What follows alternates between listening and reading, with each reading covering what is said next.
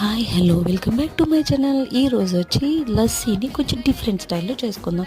First పెరుగు తీసుకున్నాను, దానికి తగినంత షుగర్ తీసుకొని షుగర్ మెల్ట్ అయ్యేదాకా నేను కవ్వంతో తిప్పి తర్వాత వేరే బౌల్లో ట్రాన్స్ఫర్ చేసుకున్నాను. ఫ్రూట్స్ యాడ్ చేసుకున్నాను, దానిమ్మ అండ్ గ్రేప్స్, తర్వాత కిస్మిస్, కొన్ని ట్రోటీ ఫ్రూటీ, కొంచెం జీడిపప్పులు తీసుకొని తర్వాత మనం ఇందులో ఖర్జూరం కూడా యాడ్ చేసుకోవచ్చు ఎవరైనా పిల్లలు తినేదక్కైతే.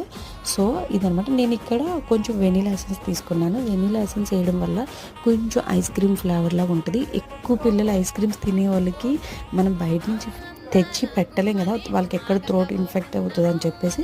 సో ఇది వన్ ఆఫ్ ది బెస్ట్ అనమాట. ఇంట్లో మన చేతులతో మనం ప్రిపేర్ చేసి ఇవ్వచ్చు. ఇలా వెనీలా ఎసెన్స్ వేయడం వల్ల కూడా ఐస్ క్రీమ్ ఫ్లేవర్ ఉంటుంది.